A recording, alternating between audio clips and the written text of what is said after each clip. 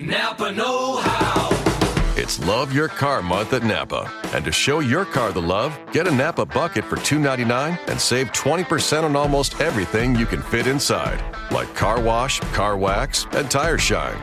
So save some cash and look good doing it by getting 20% off with the Napa bucket. Quality parts, helpful people. That's Napa know-how. Napa know-how. At participating Napa Auto Parts stores, exclusions apply. Minimum 3 items may not be combined with other offers. Offer ends 4/30/19. What's up, everybody? This is Tim, or Timberlake, as they used to call me when I sang for NSYNC, with the Brothers Commonplace. Thanks for checking us out. Just a quick disclaimer before we start. We're a comedy podcast that covers many serious events. We aren't here to purposely offend or disrespect any of the people involved, but at the same time, we're trying to make people laugh, crack some jokes. Thanks for listening. Be good, stay safe, and laugh at the dark stuff. All right, fellas, like we practiced. Yeah. 2, 3, 4. Come on down. Come on down. Hanging with the brothers tonight, yeah. Come on down to the Brothers Commonplace tonight. Alrighty, welcome everyone to the Brothers Commonplace, a comedy podcast where we cover monsters, murders, mysteries, and more. And today we got a pretty awesome topic to be talking about, but before we jump into that, I want you to all meet the glorious boys that I know, these good, sweet, gentle boys.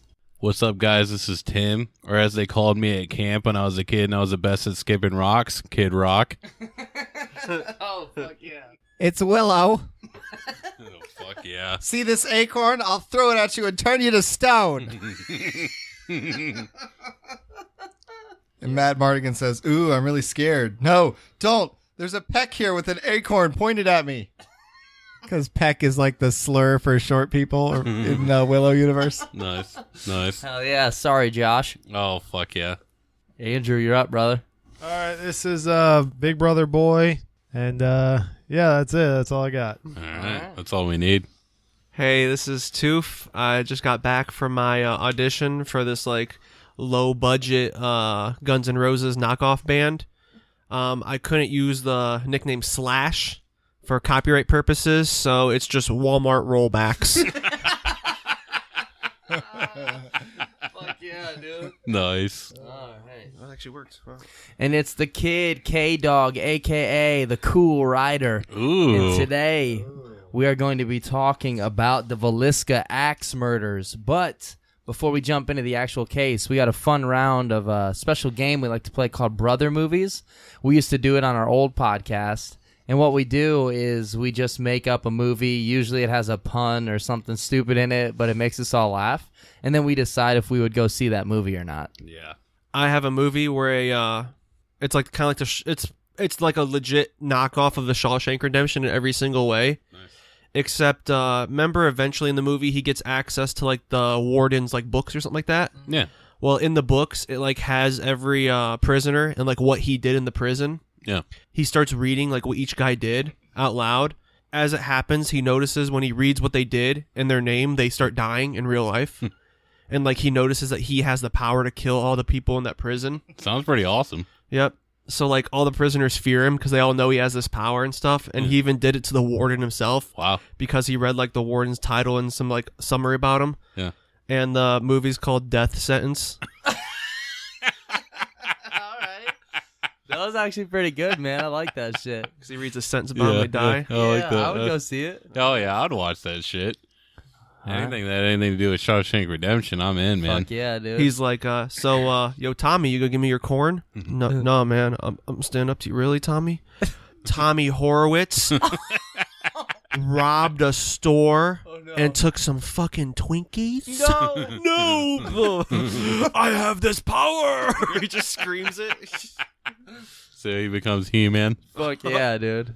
All right, who's up next, Primo? Yeah, I'll go. This first one, it's gonna be like a drama. Like it's gonna be like definitely a tearjerker, and I think it'd probably win like some Oscars and stuff. But it's gonna be about this like homosexual guy. He's just having problems, you know, like he doesn't know like how to like deal with the fact that he's a homosexual. He's trying to like hide it and stuff, and he finally meets this guy, and at first they're like friends and all, and like he kind of thinks like maybe this guy's the one, maybe this guy's like the person I can like come out to tell him that I'm gay, and maybe like he'd be gay with me and stuff. Eventually, like he gets up the courage to tell him like, dude, I'm gay, man, and like I like you, and the dude's like, oh man, I don't like you back like that, And basically, it's just like him like just like dealing with being gay, and that nobody wants to be gay with him and stuff, and how that guy didn't like him, and him like building himself up afterwards. The movie's called He's Just Not That Into Toof. Oh fuck yeah, I like it. I'll see it, man. I was gonna turn it into I almost should have. Yeah. I should have stopped you from telling the truth. I'm sorry, Toof. Telling the truth about the tooth. Oh, Fuck yeah, I like dude. it, dude. All right, Spence, brother movie, man. There's this new movie coming out that is detailing the behind the scenes of George Lucas, aka Andrew, making Nice. the prequels, the Star Wars prequels, and it's called The Disaster Artist. Oh, fuck yeah, dude. That's pretty funny. Yes. Hell yeah. Let's do Actually, it. see The Real Disaster Artist with Oh, James it's Franco. incredible. It's a very good movie. Yeah, definitely. All right, so this one is going to be like a gift to all you guys out there because we got Valentine's Day coming up soon, and you're going to want to take your lady out to go see this movie. It's a romantic comedy, so it's a rom-com. Nice. And it's pretty much just like the movie Juno. It's pretty much 100% exactly that movie. But you know how she goes in to have that abortion and then she backs out of it? Yeah. This movie is that, but she actually goes through with the abortion, Yeah. and she falls in love with the abortionist. And the movie is called Every Ending is a New Beginning. Oh, that's good. Wait, what's Look. abortion? So True. take your girl to see that one. You'll probably get laid. Oh, yeah, definitely. 4 young adults, 2 male, 2 female, are traveling one spring and stop and stay at a bed and breakfast. It's in eastern Kentucky, and it's run by Claude and Patty Dubio. Massive cool property with barns and fields out the ass. That night, one of the boys, an obvious stoner, can smell that smelly smell and walks into the fields to notice that they are growing marijuana. Out of nowhere, a giant mentally challenged man-child rushes from one of the barns, looking like a madman. Scared, the young traveler starts smoking the bud that he picked, thinking it's his last moments. The 7-foot-tall giant lops his head off with a great axe. Watching from the window, his girlfriend starts to scream and runs to the door. The parents stop her dead in the tracks of the doorway. "Where do you think you're going, Missy? That's our boy Jed, and he's really angry, and he gets real angry when you try and take away his peace smoke." The girl's screams woke up the other couple, but for them, they woke up to great axes to their fucking spines. "Chop 'em up!" Jed yells. The girl can hear what's going on in the next room and starts to panic even more. The owners, blocking the doorway with now their 7-foot-tall giant son, stands behind them with red glowing eyes. Wink. Weed. Yeah, alright. Like I had to make cut to Kevin. You don't take our boy's stuff. Our boy is nice, and he just needs a little help to get there. The girl does a backflip out the window and lands on her legs and breaks one of them. She hobbles to the car and leaves the bodies behind as she drives off of the scary Kentucky wilderness. A year later, she's talking to her therapist. The therapist looks at her watch. "Stephanie, our hour's over. I have another person coming in." "Okay, Dr. Lowe, I'll see you next week." As she's walking down the hallway, she smells a smelly smell and sees a 7-foot-tall giant walking to her. He stops her in the hallway, grabs her by the throat, and pins her up against the wall. "You don't think I'd ever let you get away, huh?" The movie's called Return of the Jed High.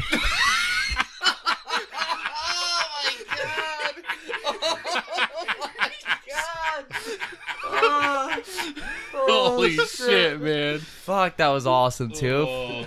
Good payoff. A little longer, but No, yeah. good payoff. All right, good, we needed that. Alrighty, so today's topic is the Villisca Axe Murders. Between the evening of June 9th and the morning of June 10th, 1912, in the small town of Villisca, Iowa, 6 members of the Moore family, as well as 2 friends of the children, were found murdered inside the Moore residence. The weapon of choice, an axe. Looks like the axe was their buddy. Oh, yeah. And a lot of this information comes from the VilliscaIowa.com website. It's the official website for the Axe Murder House, as well as the Smithsonian website. I use both of those for a lot of information. So I went to that first one a lot too. And also with the house, out front, there's a giant sign that says Axe Murder House. So I think that's kind of... I wonder if that was. little- I wonder if that was there before. What? Was He's any, like, "Fuck, man! I want to lose money on this." was anyone pissed how they spelled axe? Because there's no E. It's super I've seen pissed. it both ways, like for literally everything. So. Well, I heard they were pissed because they like it was fucking up their body spray cells, so they just. That's not true. I'm sorry. But I just think it's weird. Like, I know it's a historical place and everything, but just because they have like tours and stuff for the house, but just super big Axe Murder House. So I Yeah. mean, Yeah. coming from us saying that's a little too much. Yeah. you Come on, think it's guys. kinda Too bad. far. Yeah. And holy shit, have you guys watched any of the video tours of the house? Yeah, I watched a lot. Dude, they're like super slow, and they like are always like shifting to the side, and it's so fucking terrifying for Yeah. some Oh, reason. yeah. I was like, Yeah. okay, I know it's just a regular tour. There's not going to be anything. Yeah. But the way they do it, you just expect something to pop out, and it's scary as shit. And there's like dolls everywhere. Oh, yeah. Dude, it's fucking scary. There's a super good episode. I know this is gonna sound stupid, just me saying this because like that's a bad show, but there's a really good episode of Ghost Adventures. I hate that show. Yeah, I mean, I hate the dude. I hate the whatever Zach guy or whatever, but it is a fun episode to watch. Was for it the this. one where they just kept recording like all the voices and stuff, and he's like, "Come on, light up the light. Come on, you can do it for us. Light that light up." I mean, I feel like that's every episode of that. show. But like I watched one where like some blonde YouTube girl walked through the house with her friends one night, and then I watched one where like these paranormal guys are like, and they like have the subtitles like, "Leave me alone," or "Come this way," so and like stupid. the door would like close, Yeah. like the light would light, like, "Yeah, we're just your friends. We just want to see the light up some more." They're like, "Beep beep beep beep," like, "Yeah, that's good. You know, Oh, we're man. we're just here to hang out." Also, during one of the video tours that they showed, for some reason in one of the beds, there's just a doll like face down, like it's sleeping in it. Like, why the fuck do you got to put that there? Yeah. And on the actual official website, you can take a little tour through it, and there's a fucking clown sitting in the attic. Oh Like, man. It's just terrifying. Yeah, they just made it into a haunted house, basically. On that one blonde YouTube chick one, they like went in a small like closet, and there was like dolls sitting in the back of it, but like written in chalk on top, like just like written in chalk on the wall up ahead, it just says "Y" with a question mark. And I was like, what the fuck? Did they write that there? Yeah. And I was like, did these fucking YouTube scrubs literally write like not defecate this house, like desecrate? They defecated in this house. Let's stay with defecate. No, that's my move. No, this is very true. So let's start off by talking about the town of Villisca real quick. In the early 1900s, it had a population between 2,000 and 2,500 people. The streets were lined with many businesses, and there's anywhere from 20 to 30 trains that would pull into the depot on a daily basis. And according to one of the railroad employees, Villisca meant pretty place or pleasant view. In 1912, the town built the only publicly funded armory in the state of Iowa, which participated in World War I, World War II, as well as the Korean and Vietnam Wars. So that's pretty cool. That's pretty interesting about that. Yeah. But unfortunately, the town of Villisca isn't really known for that fact, for the horrific murders that soon happened would overshadow every accomplishment in the town. They were also the first place to have mint chocolate chip ice cream. Really? First, clearly a lie. That's not even. So this is not even a joke. It's just you lying. Yeah, it's just a lie. Want to sound cool? Oh, fuck yeah, dude. Yeah. And after June 10th, 1912, Villisca would never be remembered as a pretty place anymore. It would forever be known as the home to the Villisca Axe Murders and the death of 8 people. People used to say that Pam Anderson's vagina was a pretty place too, but that looks like there was a bunch of murders there too. God, dude. I feel like nobody ever said that first one, but all right. I'm so happy you're here this Courtney week, dude. Love? Yeah, we need the two. Courtney Love's vagina? No, she's disgusting. Exactly. Yeah, she's bad, Yeah. dude. Yeah, but I feel like she's always been. It looks like whatever killed those people in Vasilla fucking crawled out of her vagina. I don't even know. Oh god. Oh, poor Kurt. So like the Jersey Devil. Oh, fuck yeah, dude. So, alrighty, let's talk about the day of/before. So, I've seen on a lot of sources that some speculate the murders were done on the evening/night of June 9th or the early morning of June 10th. So, whenever we talk about stuff that happens, we'll probably mention both of those, but just know it could have been either of those. Yeah, absolutely. Spence, what do you think about that? It's really important to remember which day it was that the people died. Out of those two options that are one right before the other. Damn, Spence is correct. This is like 1912, 1812? 1912. 1912? Ready to hit that depression in a couple of years. Yeah. Yeah, somebody's getting ready to hit a fucking iceberg pretty soon, too. Or did it already happen? I think it was that year. Yeah, I know it was the year. It was a good year. Was that? Yeah, it was. Well, Yeah. yeah. Close to World War One. Yeah. I wish there was at least one survivor. Of World War One? I think you're talking about this. Murders. I like where you're going, though, Yeah, too. yeah. All right. This is what kicked off World War One. On Sunday evening, June 9th, Joe Moore and his wife Sarah took their 4 children, ages 11, 10, 7, and 5, to the Children's Day service at the Presbyterian Church. 2 friends of the children, Lena and I think it's Inda, Yeah, that one's kind of hard to... aged 12 and 8, were with the family and would be spending the night with them as well. This is the Moore family, Yeah. and it's like 2 other kids too. Yeah, so there's 8 in total. All right, let's see if this lines up. So when the axe murder or axe murderers Yes, good was point. killing the family, was he like counting them out as he was killing them? Was he going more, more, more, more, more, more? That's 6 of them. It was Billy Idol.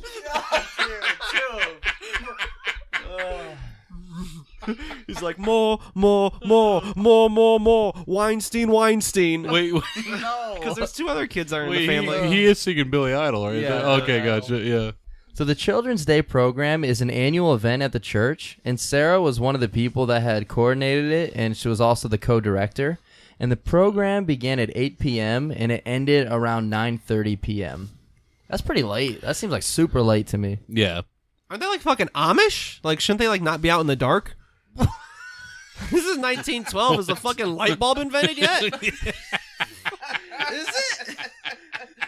I don't think they were Amish. I mean, I think No. back then pretty much everybody practiced the same shit. But they're yeah, not Amish. It's Yeah. just early 1900s. yeah, they were basically just the what was going Back on when then. everyone was Amish. Yeah, basically. exactly.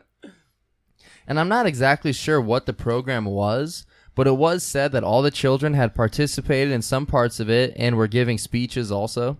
When the program ended, the families and attendees all hung around for a bit just talking and socializing, not realizing that this would be the last time that the Moore family and their 2 guests would ever be seen alive again. They weren't Amish. Light bulb was invented in 1879. That's what you're looking at? Yeah. I just want to know if they're like, if there's no light bulb or like modern electricity, like why even stay up past dark? What's there to do? Like just make more kids? Get fucking killed? Like what the fuck? Oh, jeez. They didn't know they were gonna kill too.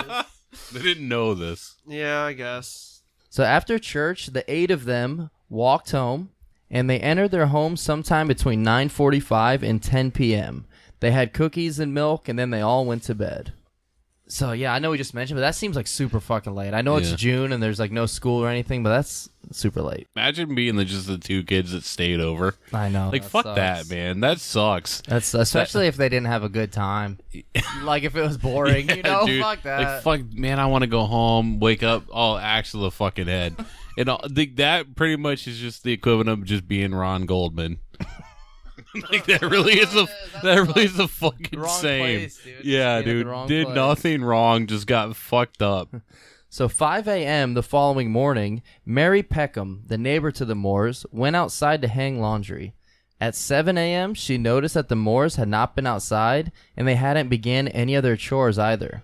She also realized that the house was unusually quiet and still. With 4 kids in the house, there is usually some sort of noise or children playing around. So doesn't it seem like her last name may be a confession that it was her?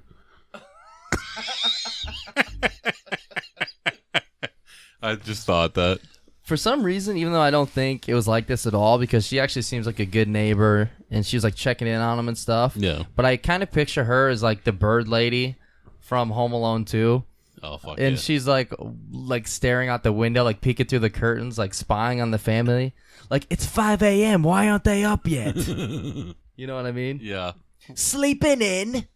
You haven't fed the chickens yet. Like, I don't know why she's like watching them so closely, but Yeah. I feel like if my neighbors weren't outside one day, I don't know. I don't really feel like I would. I mean, I would No. just be in the bedroom probably jerking off, so I wouldn't know. But unless if that's what I was jerking off to, and then I would probably be the axe murderer. So either way, What's her last name? Her name is Mary Peckham. Peckham. I damn near killed him. I just basically cracked that joke. Fucking dude. No, she's probably a sweet lady though. So Yeah, sounds like it. She ain't no Mucklow. Oh fuck yeah, she's not. You guys want to rip on Mucklow a little bit more? no. All right. All right. So sometime between 7 and 8 a.m., Mary approached the house and knocked on the door, but there was no answer. No noise, nothing. She then tried to enter the house, but found that the door was locked. So being the sweet lady that she was, she let out the chickens and then called Joe Moore's brother, Ross Moore. It's a pretty sweet name. Whoa, they have the same last name. That doesn't fucking add up to me. Yeah, It should be Ross. What the fuck is Ross's last name from Friends? Damn it, that's the joke. That's I was. I already have a Friends joke coming up. all right, no, everyone because I was do their trying to Friends think of that the joke. whole Okay, real time. quick. Okay, we'll all do our Friends jokes. I'll go first. I don't remember Ross's last name, so I don't have Mine one. involves Chandler Bing. It's Geller. Oh god damn it! So Ross arrived at the home. I can't even take it serious now. Just picturing Ross doing it. So Ross arrived at the home sometime shortly after or around 8 a.m. He began knocking on the door and yelling for anyone in the house. Witnesses reported hearing him shout this many times. We were on a break.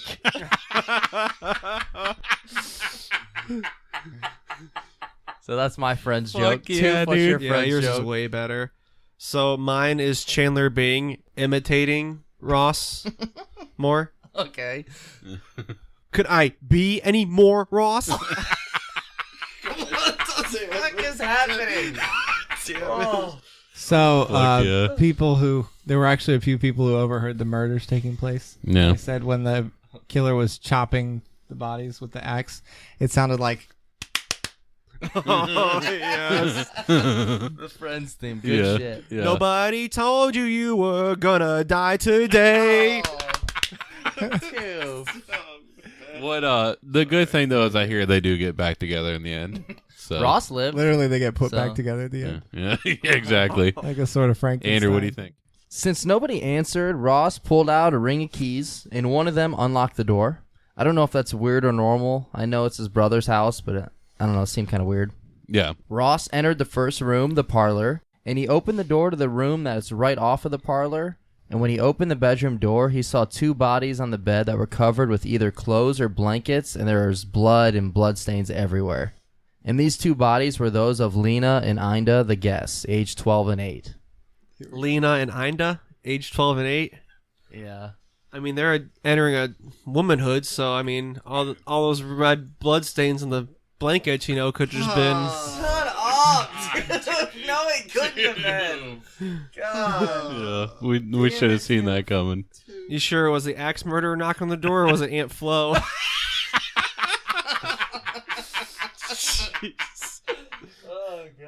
But in that time, it was Uncle Ross. 90% of our podcast jokes are all based on the names of these people, dude. I know, dude. It's awesome. So this was all the further that Ross went into the house. He returned.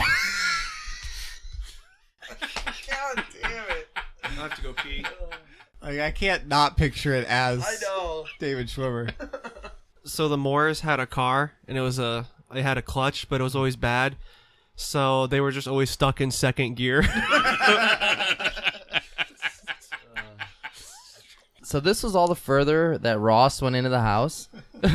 He returned to the front porch and told Mary to call the sheriff.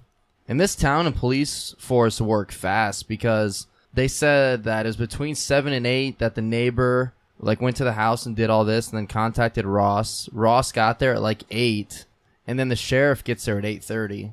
And the sheriff's name is Henry Hank Horton, which is a fucking sweet-ass name. It is pretty sweet, yeah. So he went through the house, and then he told Ross that there was somebody murdered in every bed. Jesus.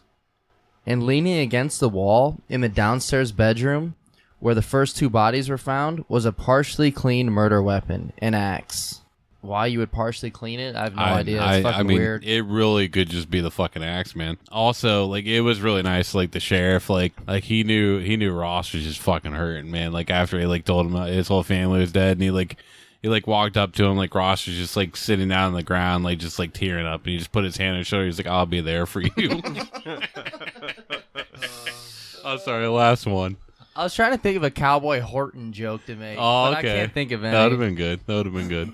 Interesting enough, this happened in 1912 in Iowa. Depending how long it takes to travel buggy down to New Orleans, that's like 1918, 1919 when the Axe murder New Orleans happened. Yeah, I forget. It was like 1919. Yeah, He could have moseyed on down there. good have. Possibly. Everyone, Yeah. or just everyone dies from axe murders. So you know? that means he got a lot worse like through time because he fucked these people up. So Yeah. Weird enough, he left the axe behind on a lot of those murders too. yeah, that's didn't what he? that's why I Okay. brought that up. And this yeah. axe did belong to Joe Moore. Yeah, so it was almost the same MO. I wonder if anybody's ever really tried to connect that. There's been a lot of people that try to connect a lot of serial killers that did murders with axes, but there's no real evidence or any way to connect them. Just they're serial killers with an axe. Yeah. Which, I mean, easily, who knows? It could be any of those. Yeah, you know? yeah. So Joe Moore, Yeah. is Joe short for something? Is it Joey from Friends?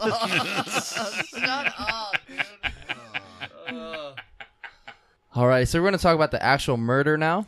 The killing was believed to have started in the master bedroom.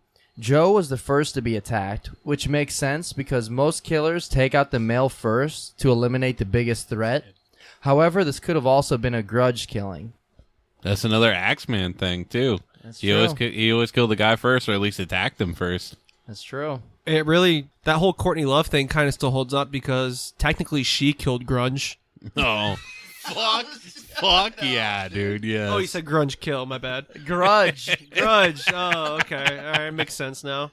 The killer either snuck in and went past the bedrooms upstairs to the master bedroom, or he had been waiting inside the house, which we will get to on how that may have been possible later. So Joe was the first to be attacked, and the only one that was attacked by the blade of the axe. He also received the most blows than any other victim. And that was also before the axe murder. Yeah, so. I was just gonna say, but he was seeing a lot of chicks. Yeah. Heard Andrew was in the house a little earlier and gave him a couple blows, didn't you, Andrew? They said, like the report was, they ate cookies and milk and then went to bed. Yeah. Like, how the fuck do they know that? Like, what if it was the killer? He just ate all their cookies and milk. They open their stomachs like the shark in Jaws, the first one that they catch. The guy's reaching in there and like he's like Found the, pulling out like license plates and things. the kids. Like, what the fuck? License plate. And it was a license plate from Jeepers Creepers. Oh, fuck yeah, it'd be eating you. Second, the killer turned the axe around and bludgeoned Joe's wife, Sarah, to death. The killer then went to the children's room, bludgeoning all 4 of them in the head, killing them. And it was also believed that the killer then returned to the master bedroom again and continued to axe Joe and Sarah.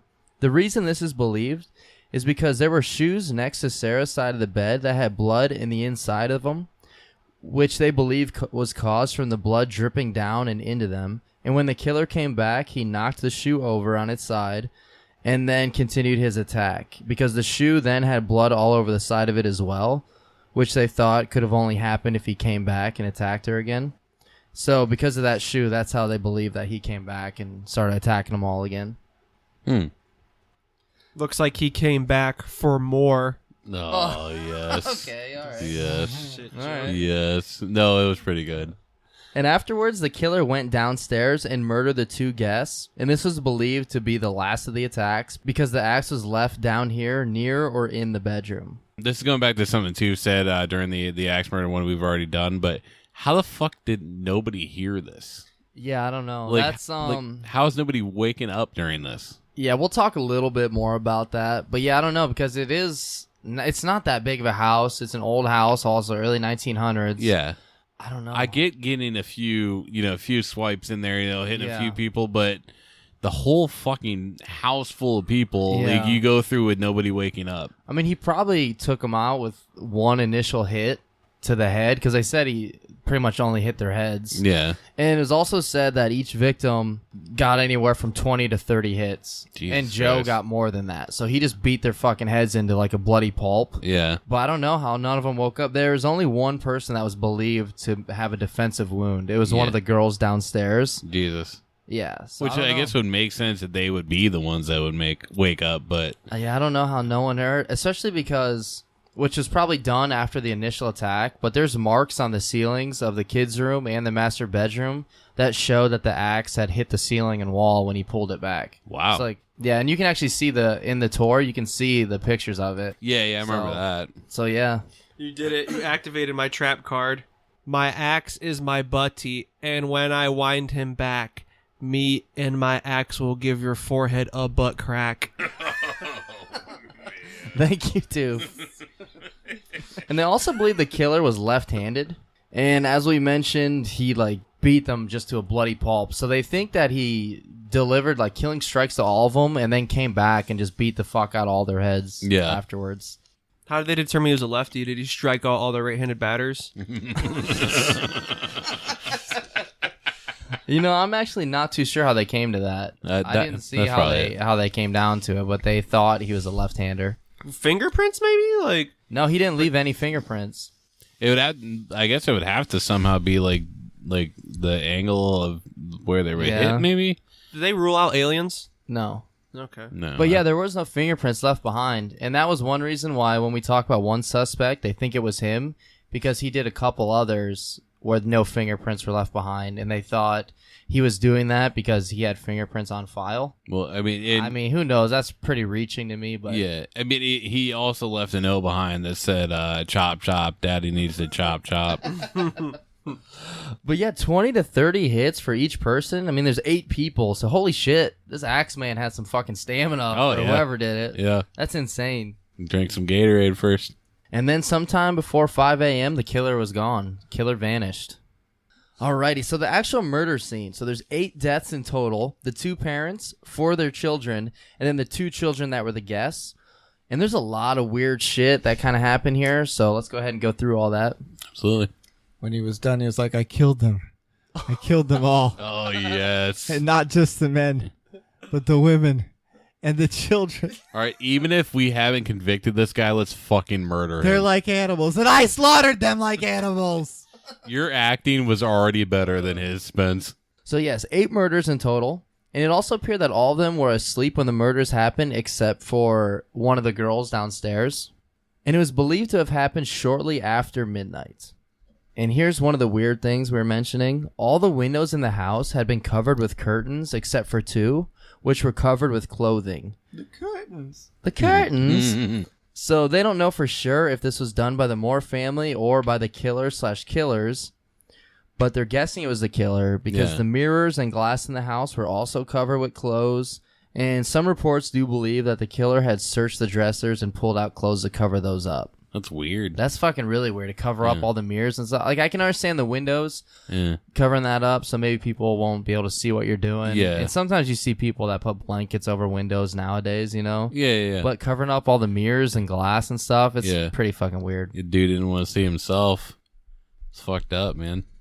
He was probably wearing one of those shirts that they give out to like the African countries after like that team loses the Super Bowl. And it's like they have that team winning even though they lost. He probably had that shirt on. It just hurt to keep seeing it. Somehow it's a Cleveland Brown shirt. The 16-0 Cleveland Browns. Fuck yeah, I dude. don't print those anymore. They shouldn't. We don't print for those shitholes anymore. Oh, the shitholes. Oh my god, dude. Trump. And all the faces of the victims were covered up with clothes or some sort of cloth, and that was after they'd been murdered. So the dude beat all their heads in and then went over and covered them all up.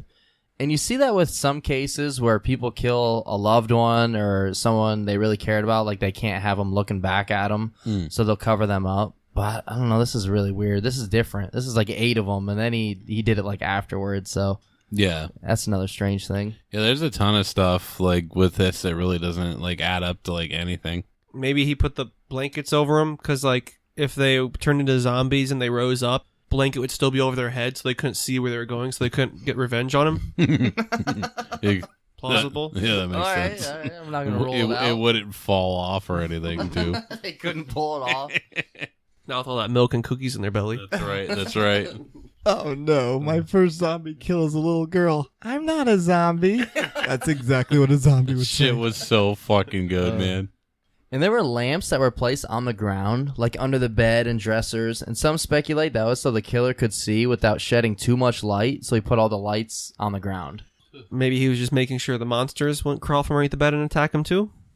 Possibly. I think this guy believed in a lot of superstition. Well, is it superstitions? Like monsters? Yeah, I mean, he So- covered mirrors. Yeah, that makes Covered sense. mirrors so vampires couldn't see him or something. I don't know. I mean, however well, that works. mirrors already have a lot of superstition Yeah. without Yeah. having vampires. He in. might not have been superstitious, but he might have been a little stitious. It's an office joke. I love it. But he covered the faces up so when they turned zombies, they couldn't see him. If they're standing up with the white blankets over them, now they're ghosts. Oh. Yeah, yeah. Okay. And the lamps underneath the bed for the monsters to show up, Boogeyman. Yeah. Yeah. So he's covering all of his bases, honestly. Yeah.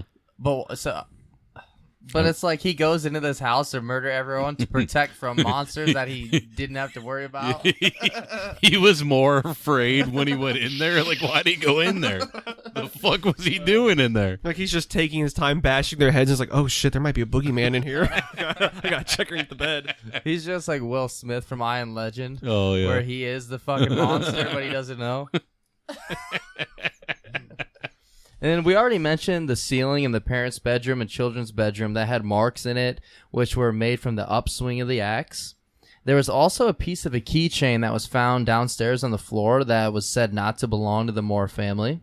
Were the marks like pretty high on the ceiling? See, the ceiling, when I saw the video, it didn't look like it was that high of a ceiling because it was like at the top part of a house where like it was angles enough, down. It was enough so he could like hit it. Yeah. So, okay. So they weren't. Oh, hi, Marks. Oh, yeah. Okay. All See, right, I'll give you I that heard, I heard they figured out because like they had to like because axes are fucking heavy, dude. Like they're heavy as fuck, and like he's like hitting these people like so hard and bringing the axe up so high that it's hitting these ceilings. They're like, dude, he's a strong motherfucker, and so like he must be armed strong. Jesus. That's for you, Mark. It was, Love you, brother. It was for you, Mark. And there were also cigarette butts that were found in the attic, which could have meant that the killer had been hiding in there. But it's not an actual attic. It's really weird. If you look at the house, the attic is accessed through like the closet in the master bedroom in a way. Yeah, Like if you take a virtual tour, you can see how it's done. And we mentioned there's a fucking clown just sitting in there, so Yeah. watch out if you Yeah. do check it out. just fucking put it in there. I mean, it makes sense for him to be in there. You know, like the killing, the first two deaths started with the parents. Yeah, and they did guess that he was watching the family for a while, whoever did it, so maybe he did hide out in here. Yeah, Really don't know. yeah, makes I've seen sense. some speculate that he couldn't have because there was like boxes or something stacked up in front of the entrance to there, which I don't know if that's true at all. Who knows? Yeah, But I think it's a pretty good theory. And there was also a pan of bloody water that was discovered on the kitchen table, as well as a plate of uneaten food. So the killer did try to wash himself off some. He had a plate of food that he didn't eat. The doors were all locked, so whenever he left, he locked the doors. Lena, that was the name of the girl, was the only person found that they believed may have had a defensive wound. She was also found lying about a third of the way down the bed, unlike everyone else. And her nightgown was slid up a little bit, and she didn't have any underwear on. Ugh. So some people believe this could have meant she was sexually molested, but there's no evidence, and I think Yeah. they pretty much have ruled it out. yeah. Hopefully not. Yeah, I hope not. I mean, it sucks that you already got hit in the face a bunch of times with an axe, but I hope that didn't happen. But she was the only one who wasn't in like the sleeping spot of the bed, so Yeah. they believe maybe she was up, and she had a mark I think on her knee, so they thought it was maybe a defensive mark, or no, it was on the inside of her arm. Yeah. So like this dude just straight up like went in the fridge and got some fucking food. Like Yeah, they said he had a. Oh, there's more to this the Yeah. food. say yeah. Yeah, so this is the weirdest thing to me. Next to the bloody, half-cleaned axe downstairs, the killer had put a 2 to 4 pound slab of bacon on the ground. It was wrapped in a dish towel, but why it was there, I have no idea. Like there was some in the ice box, and then some right here. So I don't know if he was just planning on taking it with him and forgot, or why the fuck he got this big thing of bacon out. Yeah. What if he just like fucking killed them all for the bacon, and then he forgot it? Yeah, he's like, shit. Whoops. He gets on the train. He's like, where's the... Oh, fuck. He does that scene from Grandma's Boy where he makes all that food and then he burns himself, drops it all and leaves. Fuck yeah, dude. He was like one of the people staying there, and he like was making food for everyone, burned his hands, got pissed, and beat the shit out of all of them. Oh my god. So after the sheriff showed up, there was also a few others that were present, including a couple of doctors. And there was a huge crowd gathering outside, and one of the doctors addressed the crowd saying, quote, "Don't go in there, boys. You'll regret it until the last day of your life." So you think maybe people would listen to that and be like, fuck, I'm not going in there then. Yeah. But nobody did. As many as 100 curious neighbors and members of the town had entered the home, trampling in, touching everything, leaving fingerprints everywhere. Oh, dear God. Completely contaminating just the whole house. So there was not even properly done crime scene to take care of it or anything. And they even said someone had taken part of Joe's skull. Oh, what the like fuck, a piece of his skull was missing. So they're guessing that someone actually took it. Like but that's fucked up. How do you just let everyone in there for that? Who looks down like, man, fuck, nobody's taking this? Let me take the rest of this skull. It's like Stand By Me too. They just come to this house and they just fucking see all those bodies. I mean, like, why would you want to see all that shit? It's crazy because exactly what he told them before they went in the house is what I tell people mostly when like I leave Chipotle's bathroom.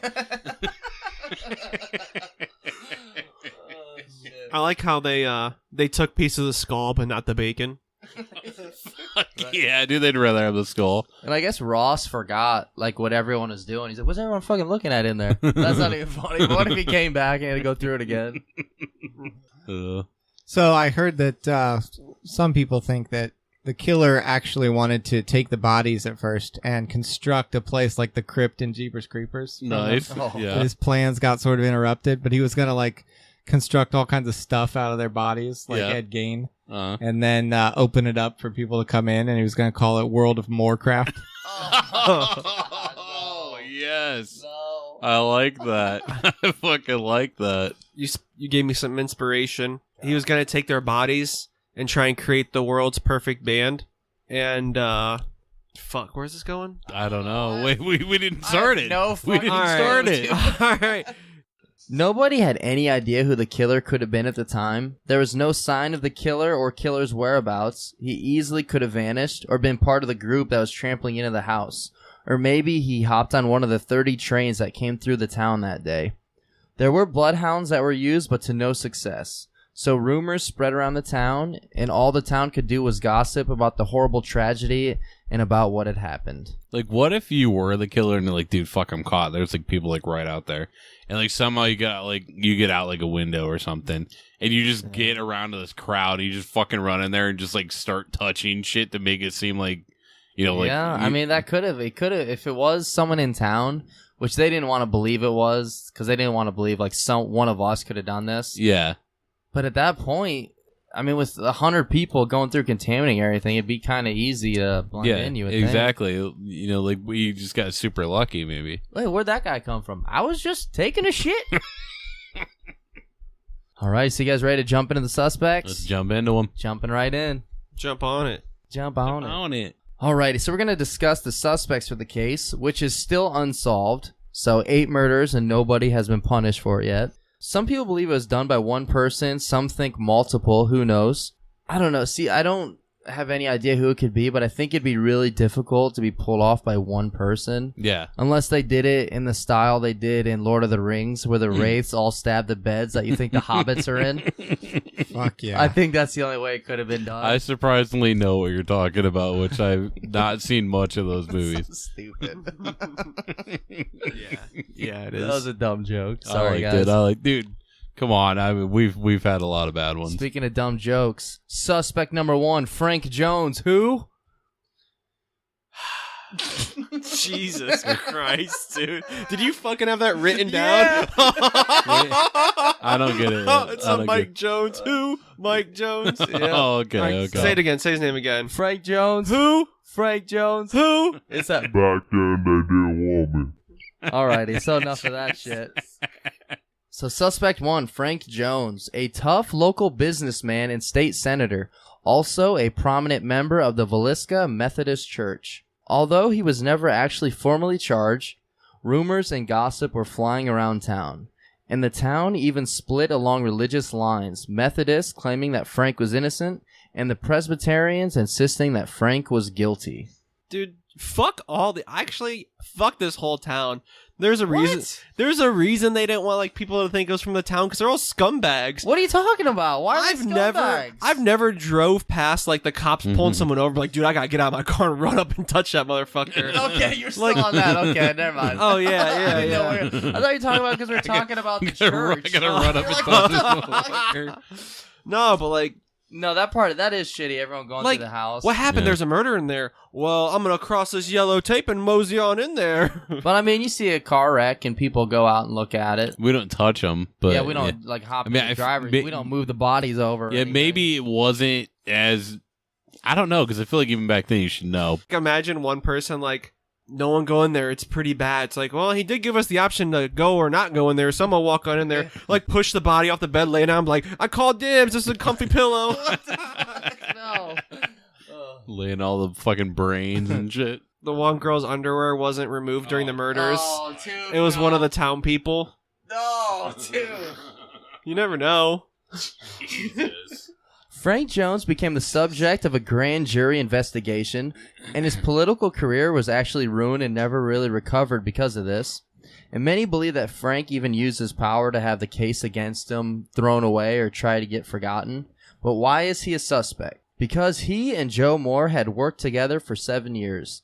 Joe was working for Frank, and it was a farm equipment business, and Joe was the star salesman for the company. In 1907, Joe left the company, some say because of the hours of 7 a.m. to 11 p.m. 6 days a week. So yeah, fuck that. And his boss, Frank, was very insistent on him working those. So Joe left the company and started up his own rival company, taking the John Deere account with him, which is obviously fucking huge. So that's fucking 16 hours, 6 days a week. Fuck that, dude. Jesus Christ, man. Are we sure these people got murdered? Did that dude just fucking die in his bed from that shit, man? You feel like that could have just been. That could have been. That's a just been long fucking day. Fuck that, dude. So yeah, he left, took the John Deere account with him, which if you're a farm equipment company, yeah, that's going to suck. That's going to piss you off. Oh, yeah, absolutely. And there were also rumors going around that Joe had slept with Frank's daughter-in-law, who was well known for sleeping around. But now whether or not Joe had actually done this, it's not known at all. No, my mom didn't. No, she didn't? No. Well, are you sure? Just joking. I mean, 40%. I guess now Joe's permanently sleeping around. Oh, dude. Jesus, dude. Holy shit, man. But yeah, the two absolutely hated each other, and that's what made Frank a strong suspect. But being a 57-year-old man, many people didn't believe that Frank could have done this, but they absolutely believed that he could have paid somebody to do the killings. Yeah. A detective by the name James Wilkerson believed that Frank had paid a man by the name of William Blackie Mansfield to carry out the killings. Oh my God, yes.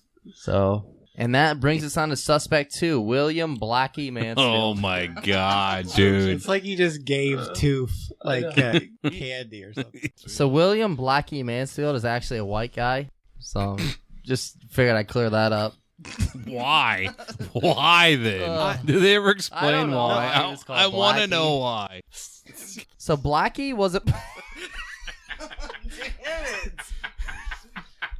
I'm going to have to call him Mansfield. Just go But Mansfield. Blackie is more fun. So good. Okay. Mansfield was a prime... Just go. It's better to go Blackie, man. we'll go Blackie. Maybe say Blackie Mansfield. Okay. Just say the whole thing every time. Okay. So what about Blackie Mansfield? Tell us more about Blackie Mansfield. Blackie was a prime suspect for a while. As we mentioned, he was believed to have been hired by Frank Jones. Blackie had also been going by a few other names. Oh, shit. Yeah, I heard he. Fucking such as Kevin Garnett. Oh yeah.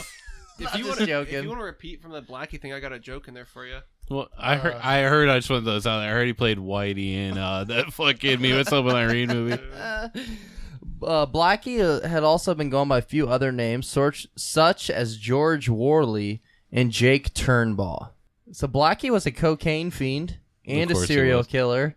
He was also believed to have been responsible for the murders of his wife, infant child, father-in-law, mother-in-law, and on July 5th, 1914, as well as axe murders that had taken place in Kansas just 4 days earlier. It was said that those murders were all very similar. No fingerprints were left behind, which they believed suggested the killer wore gloves, and they speculated that Blackie did. Also, the mirrors were said to have been covered up in those cases as well.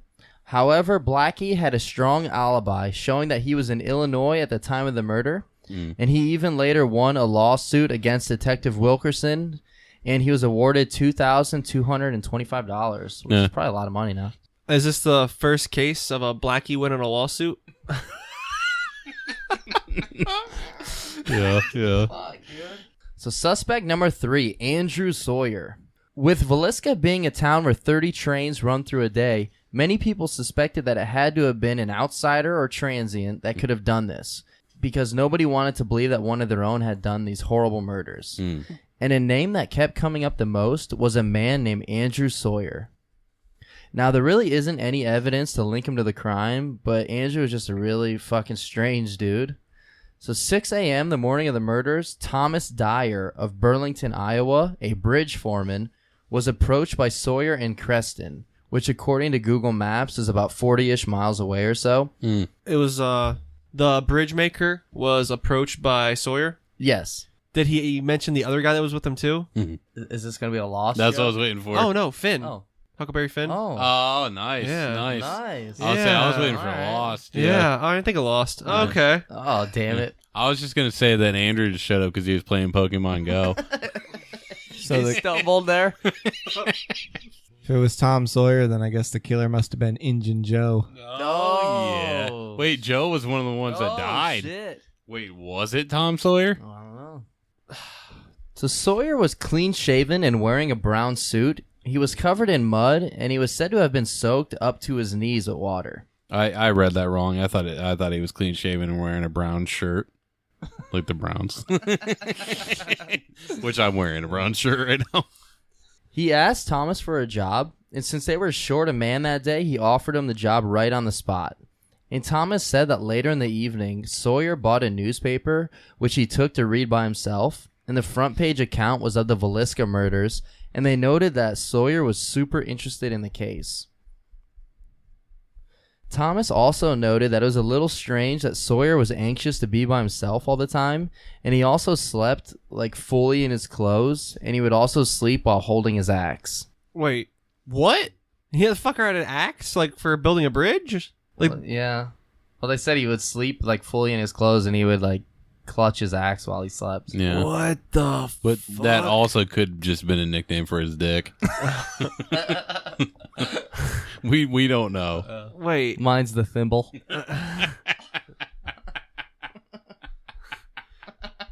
what does the thimble do?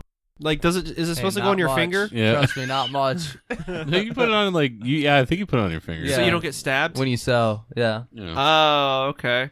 And on top of that, he made everyone uncomfortable by constantly talking about the case, and he would always ask if the killer had been caught yet. And Thomas also mentioned that Sawyer had personally told him that he had been in Villisca that Sunday night, and he had heard about the murders, and he was afraid that people would think he was a suspect. Oh man. So that is why he said he left Villisca and went to Creston that day. So if you ever think you might be a suspect, don't put yourself like at the crime Exactly, scene. You know, that's like yeah. the dumbest thing you can Man, do. I was there. I wonder if I'm a suspect. But then also, I mean, if he was the killer, why would he be asking if the killer got caught yet? Unless he Well, thought I mean, I think that kind of makes sense. maybe he wants somebody else to get. Yeah. Yeah. I You guess haven't watched Mindhunter, I guess. I didn't finish it. I watched like 3 episodes. I liked what I saw. Yeah, it's though. pretty good. Yeah.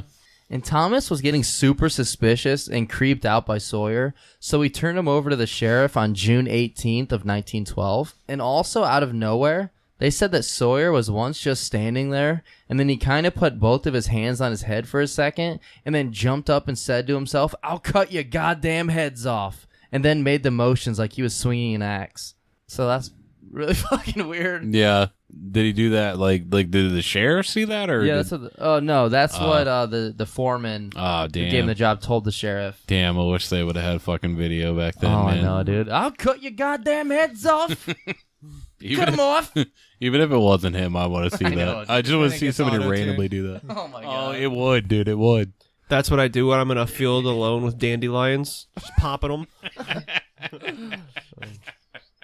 And Thomas's son also told the sheriff that Sawyer had told him that he could show him where the killer had gotten out of town, and he said that the killer had jumped over a manure box, and then showed him where the killer would have crossed over to the railroad tracks at. And he also told him that he would show him where the killer went into a creek or something like that. So just really weird. Like, he keeps telling Yeah. the dude, like, hey, the killer did this, and I can show you where the killer did this, and Yeah. he has footprints over here. So it's just really fucking weird. Like, he keeps putting himself Yeah, it almost seems like into it. if it is him, why the fuck is he doing that? Yeah, I don't know. Like, I think it sounded like a good suspect, but they were able to prove that Sawyer was in, I don't know how to pronounce this at all, Osceola, Iowa. That's probably not right, so I apologize. The night of the murders, he had been arrested that night, and the sheriff recalled putting him on a train at 11 p.m. that evening. Oh, okay. So, I mean, he does sound like a good suspect because he just sounds nuts. Yeah. But, I mean, everyone is kind of interested in murder. Yeah. Like, murder stories, like, even now. Yeah. You know? I feel like if because it probably wasn't him, but like if that family lived another night, he probably just would have done it himself. So Yeah, that's why I got on the train. He's like, well, some fucking beat me to the punch. I feel like it was like Final Destination type shit. That family was gonna get fucked up by somebody, man. What if this guy is all the characters in the Batman universe rolled up into one? Okay. Tuxedo, right? Yeah. Bruce Wayne. Well, who had a tuxedo? Or a penguin. I thought he showed up in a brown tuxedo. A brown suit. Brown suit. Bruce Wayne. All right. Well, okay. Trying to figure out clues about the murder. The Riddler. Oh, Nicknames Blackie. This is going to be a long stretch here. Catwoman. that's so okay. Halle Berry's Catwoman. Fuck that movie, by the way. And being like a dirty guy in a suit. The Joker. I could see that, you know. That's it. Start calling you Vanilla Ice because if there was a problem, yo, Tooth, you solved it. Alrighty, so we're on to suspect 4, Reverend George Kelly. Lynn George Jacqueline Kelly, sweet name. Yeah. An English immigrant, a traveling preacher, and a known sexual deviant with a history of peeping on people. Like, how the fuck are these people becoming preachers, man? I don't know, dude. I don't know. Where there's a will, there's a way, Primo. Like, who's listening to these guys? Like, yeah, this guy has great ideas. So we just climb the tree and look through there? That's all you got to do.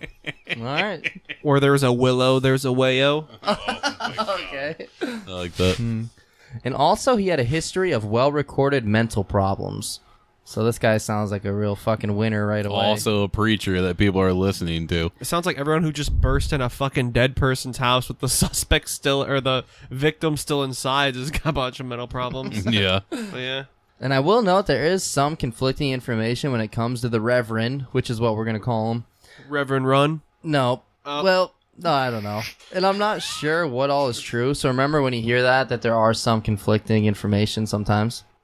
Some accounts say that he showed up for the first time in Villisca on the Sunday morning of the murders, and he had attended a Sunday school performance by the Stillinger girls, which were the 2 girls that stayed with the Moore family that night.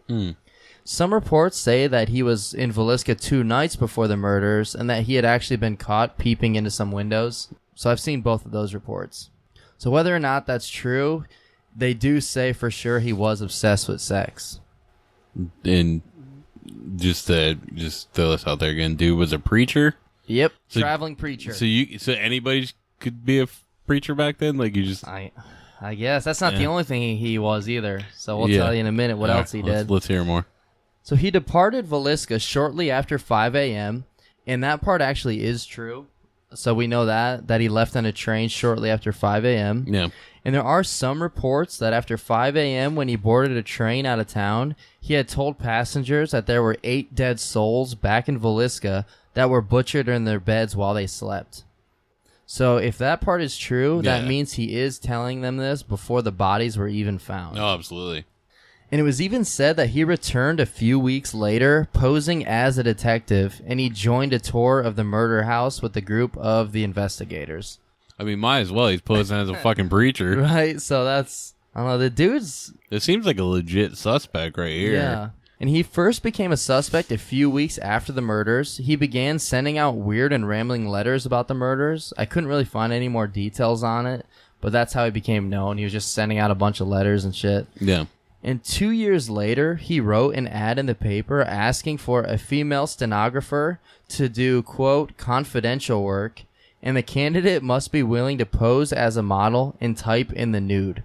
So he's a fucking weird dude. Yeah, he's going to kill that chick, man, if anybody did that. So a young... Like Jonah Hill in The Watch. I too would be interested in that happening to me.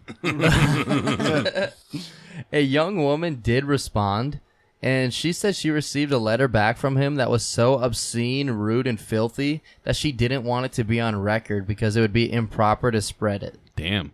So, Was she just reading Mel Gibson's drunk texts? Oh, fuck yeah, dude. but one thing that doesn't really fit him as the murderer was his build. The Reverend was only 5'2", and he weighed 119 pounds. Holy shit. But he was left-handed. 5'2"? 5'2". Damn, dude. How old's Rey Mysterio Jr.? I don't know, dude. Do you think? He did kill somebody before. Yeah. Rey Mysterio. So- Yeah. Fuck. Did you hear he killed the dude? 619 his fucking head off. That's Two what Kev told me. 619s in a row, dude. No one survives 2 619. I like how none of the stuff we just said is correct at all. And many believe that since he was in town that day and had been at the church, that he had noticed the family and possibly became obsessed with them, spying on them through the evening and night, and then murdered them. One theory was that the killer had waited for the family to come home before he attacked, like he hid in their place. And they said that also possibly in the barn, there were some bales of hay that had a depression on them as if somebody was sleeping or laying there. And there was also a knot hole through which the killer could have been spying and watching the house. So I don't know if that's a stretch or not. Because, I mean, if there's bales of hay there, who knows who could have put the impressions on? It could have been any of the kids or anyone. Yeah, absolutely. But that was a guess that he either waited in there or, as we mentioned, he possibly could have been hiding in the attic since there were those 2 cigarette butts that were found. And I couldn't find if Joe or Sarah smoked or if any of these suspects smoked. So I wasn't able to find that. I'm waiting for a tooth to crack a glory hole joke. And after the letter incident and 2 years after the murders, he spent time in a national mental hospital in Washington, D.C. And it wasn't until 1917 that the grand jury finally had indicted the Reverend for the murder of Lena Stillinger, one of the guests. And I'm not sure why or how it was only for the one, but that's how the case was built. Wow. So, yeah, so that doesn't make any sense to me, really. So, like, the other ones were already dead, just went and killed her? Like, is that what they thought? No, I just don't know how. I think maybe because her gown was up and she didn't have underwear. Yeah. Maybe they tried to pin that, or not pin, but tried to get him for that one since he was known to be a sexual fiend or whatever you want to call him. Yeah. I don't know why it was just that one, but Yeah. so he was in jail awaiting his trial, and he was interrogated many times and for hours at a time, and he finally admitted to the killing, saying, quote, "I killed the children upstairs first and the children downstairs last. I knew God wanted me to do it this way. Slay utterly came to my mind, and I picked up the axe, went into the house, and killed them." He also then signed a confession, and then shortly later he recanted it. He only admitted to it after being interrogated many times for hours at a time. Plus, the guy does have a history of mental problems. And during his confession, he got a lot of the facts wrong when talking about the killings also. So it kind of just became known that he just admitted to it because he was pretty much forced into it in a way. Yeah. So as he was admitting to it, he didn't even get all the facts straight about it. It sucks because, like, I feel like out of all the suspects, he seems like he was probably, like, who did it. But yeah, that's true. Like, but there wasn't, like we said, they thought possibly there was something sexually done, but it was they pretty much ruled that there was nothing done like that. Yeah. So I think that might have ruled him out a little bit. Yeah, it was just the other stuff. Like he did a lot of things where it like seemed like it could have been him. Yeah, and also they said shortly after the murders, they believed he sent away bloody clothes. Yeah. To get washed or Like, cleaned. And if it was correct that he said about the 8 souls that died, and in the fact that he left at 5 a.m, all that. So yeah, it is proven that he did leave at 5 a.m. But those people that he supposedly talked to on the train, they later changed their stories also. Okay. So maybe that was all. So eventually he was acquitted, and nobody else was ever charged for the murders. So the suspect 5 isn't actually a real suspect. It's just a transient, a drifter, a serial killer, or possibly Henry Lee Moore. So you'll see a lot of stuff about Henry Lee Moore. I wasn't going to go into too much detail on him because there isn't really any linking evidence to him. Yeah. It's kind of like it's kind of like Blackie Mansfield a little bit, how it's just convenient to say it could have been him because he was a serial killer who murdered with an axe. Yeah. So it is possible. It was just very similar to that, so I didn't want to go into too much detail about it. But yeah, so that's the last. They really still don't really have any idea who could have done it. Was his nickname Blackie and Mild Mansfield?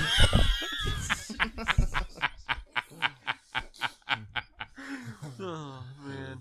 So what do you guys think then? Do you think it was one killer or multiple, or who's your favorite suspect? It's tough, man. Favorite by name is definitely Blackie Mansfield. Blackie because of the name? Yeah, I can see that. definitely Blackie Mansfield. That's my favorite. But going by who I think like could have done it, I think it's the last guy. What was his name? Reverend? Yeah, what was his name? Reverend Devon Dudley. Oh fuck yeah, dude! It was definitely Lynn George Jacqueline Kelly. Yeah, especially if him saying that was real. Saying what he said. It just seems like it could have been him. See, I don't know. I really don't think there's any good evidence to link to any of these guys. Yeah, it's really hard. I don't know. I don't see how one person could kill all these people without any of them waking up either. That's what's really confusing. Yeah, it definitely is. So I really have no idea. I don't think any of these suspects really fit for me. I don't know. What do you think, Spence? I think the town ignored the possibility of it being one of their own, and that makes it almost impossible to tell. Yeah. I think the psychological profile of the one guy who was like making chopping motions in the air and screaming at one point. But what didn't he have a solid alibi? Yeah, he was in jail. He did. Okay. And I think one person easily could kill them if they're all asleep, and as long as he could walk quietly in the house and hit them one at a time while they're sleeping. Yeah. Because you would, if you kill them with one hit, they're not going to say anything, so the others are going to still be sleeping. Yeah, I feel like the other person may hear the hit, but if you're quick enough to get a hit on the one and then like hit on the next, I feel like it'd be okay. And they do believe that he took them out first and then came back and beat the shit out of them. So the axe marks on the ceiling could have been after they were all taken out also. Absolutely. I don't think it was any of the suspects. They said that Joe Moore was like sleeping around, right? They thought he might have slept with Frank's daughter-in-law. Oh, the town whore. But it was never proven or anything. It was just kind of a theory. What was his brother's name? Ross. Oh. Okay. Well, maybe like that guy knew that Ross knew about the cheatings and stuff. So like he killed the entire family to send a message to Ross too. Like Ross and Joe tag teamed his wife. And he killed the entire Joe Moore family to like send a message to Ross. Yeah. Like knowing no one runs a train on my girl. Trains existed. Yeah, there's like 30 of them. Oh, there was 30 trains ran in the town. There was 30 trains ran in the town, 24 on Michael's wife. Oh, shut up. Oh my god. Fuck her in the pussy. All right, if you guys want to check us out on social media, we would love to hear from you. We are on Twitter at Bros Commonplace. We're on Facebook at Brothers Commonplace. You can email us with the addresses brotherscommonplace@gmail.com. And we would love it if you would share the podcast with as many people as possible. You could share any of those profiles. You could also share our website, which is brotherscommon.place. Yes, that is the real link, brotherscommon.place. Please share as much as possible and leave us ratings and reviews, because all that stuff helps us become more visible to others and helps us grow our podcast. And please leave us any suggestions you have. We will check through all of those, and we try to cover topics that our listeners request. Absolutely. Oh, yeah, nicely done. Thank you, Spence. And special thank you to everyone out there that's been listening to us and keeping us included on Twitter whenever you mention all the follows, and that's super cool. We love you guys. And any podcasters out there that want to do a promo swap, send us an email. We'd be happy to do that. Sure. And if any of you podcasters leave us a review on iTunes, let us know what podcast you're from, and we'll give you a 5-star one right back. And if everyone could please leave us an iTunes review. We haven't gotten any good ones in a while, so go ahead and leave us some. We need those bad boys. That's right. I want to throw this out there, too. Something that Spencer's really good at is making posters for our brother movies. So if there's one that you guys like the most out of the ones that we said, or even if you have one yourself and would like to see a poster that Spencer would make out of it, I think it would be pretty cool to throw that out there, throw some ideas our way, and Spence can make the poster. He's really good at that.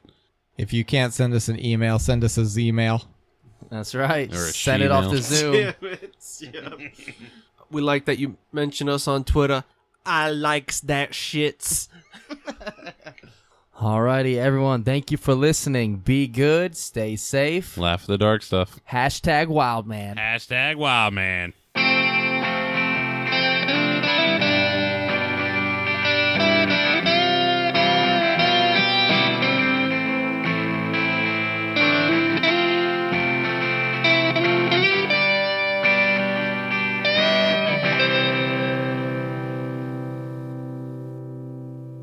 Napa Know How. This month, get a 5-quart jug of Napa Full Synthetic Motor Oil plus a Napa Platinum Oil Filter for $21.98. That's a pretty unbelievable deal. But trust us, it's totally real, but only for a limited time. So get Napa Full Synthetic and a Napa Platinum Oil Filter for $21.98 today. Quality parts, helpful people. That's Napa Know How. Napa Know How. General states pricing. Sales prices do not include applicable state, local taxes, or recycling fees. Offer ends 4/30/19. Let's say you just bought a house. Bad news is, you're one step closer to becoming your parents. You'll proudly mow the lawn. Ask if anybody noticed you mowed the lawn. Tell people to stay off the lawn. Compare it to your neighbor's lawn. And complain about having to mow the lawn again. Good news is, it's easy to bundle home and auto through Progressive and save on your car insurance, which, of course, will go right into the lawn. Progressive Casualty Insurance Company, affiliates, and other insurers. Discount not available in all states or situations.